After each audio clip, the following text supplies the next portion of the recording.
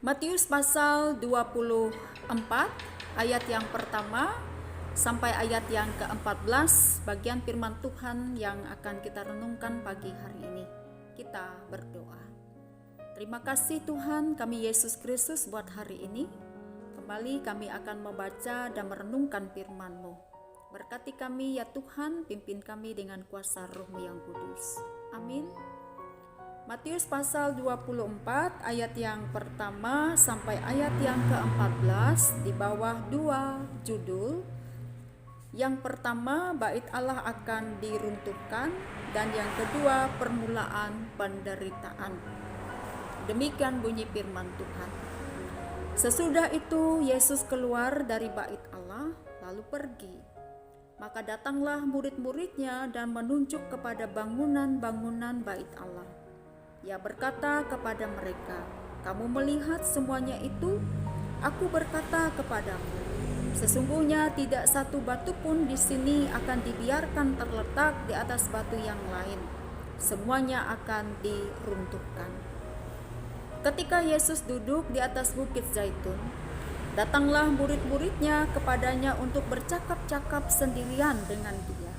Kata mereka, "Katakanlah kepada kami, bila manakah itu akan terjadi? Dan apakah tanda kedatangan-Mu dan tanda kesudahan dunia?" Jawab Yesus kepada mereka, "Waspadalah supaya jangan ada orang yang menyesatkan kamu. Sebab banyak orang akan datang dengan memakai nama-Ku dan berkata, 'Akulah Mesias.' Dan mereka akan menyesatkan banyak orang. Kamu akan mendengar deru perang atau kabar-kabar tentang perang. Namun berawas-awaslah, jangan kamu gelisah, sebab semuanya itu harus terjadi. Tetapi itu belum kesudahannya, sebab bangsa akan bangkit melawan bangsa, dan kerajaan melawan kerajaan. Akan ada kelaparan dan gempa bumi di berbagai tempat. Akan tetapi semuanya itu barulah permulaan penderitaan menjelang zaman baru. Pada waktu itu kamu akan diserahkan supaya disiksa, dan kamu akan dibunuh dan akan dibenci semua bangsa oleh karena nama-Ku. Dan banyak orang akan murtad dan mereka akan saling menyerahkan dan saling membenci. Banyak nabi palsu akan muncul dan menyesatkan banyak orang. Dan karena makin bertambahnya kedurhakaan, maka kasih kebanyakan orang akan menjadi dingin. Tetapi orang yang bertahan sampai pada kesudahannya akan selamat. Dan Injil kerajaan ini akan diberitakan di seluruh dunia, menjadi kesaksian bagi semua bangsa. Sesudah itu barulah tiba kesudahannya. Yang berbahagia ialah kita yang mendengarkan firman Allah dan yang memeliharanya. Amin. Shalom, selamat pagi Bapak Ibu Saudara yang dikasihi dan diberkati Yesus Kristus. Kedatangan Tuhan Yesus Kristus yang kedua kali dan kesudahan dunia. Tidak ada seorang pun yang tahu kapan waktunya. Entah itu hari, tanggal, bulan maupun tahun. Akan tetapi melalui nas kita pada pagi hari ini, kepada para pengikutnya Yesus mengajarkan yaitu tanda-tanda kedatangannya dan kesudahan dunia. Itu bisa kita lihat mulai dari ayat yang ketiga sampai ayat yang ke-14. Bapak Ibu Saudara yang dikasihi dan diberkati oleh Tuhan Yesus Kristus. Dari tanda-tanda itu Yesus mau katakan kepada kita sekalian, agar kita senantiasa waspada, agar kita senantiasa berhati-hati, berjaga-jaga, sebab akan banyak muncul para penyesat yang memakai nama Tuhan, yang mengaku diri mereka Mesias. Dan juga Bapak Ibu Saudara, ketika kita melihat, menemui berbagai macam hal-hal yang menakutkan, yang mengerikan di dalam kehidupan ini, Yesus meminta kepada setiap kita, janganlah kamu gelisah. Sebab itu belum kesudahannya.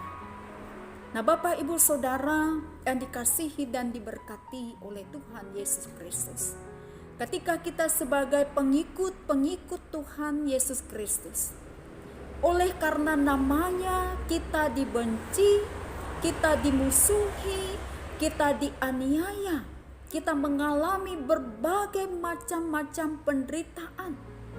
Yesus mau katakan kepada kita melalui nas ini, agar kita jangan menjadi murtad, agar kita jangan menjadi orang-orang yang durhaka. Tetapi Yesus mau katakan kepada kita sekalian, agar kita menjadi orang-orang yang mau bertahan di dalam berbagai macam penderitaan yang ada di dalam dunia ini. Agar kita tetap memiliki kasih yang tetap hangat. Bahkan kasih kita semakin bernyala-nyala, semakin berkobar-kobar. Kita semakin taat, kita semakin setia, kita semakin tekun, kita semakin mengasihi Tuhan dan sesama kita. Bahkan kita semakin lebih sungguh-sungguh mengasihi Tuhan. Semakin kita mengasihi Tuhan di dalam pelayanan kita.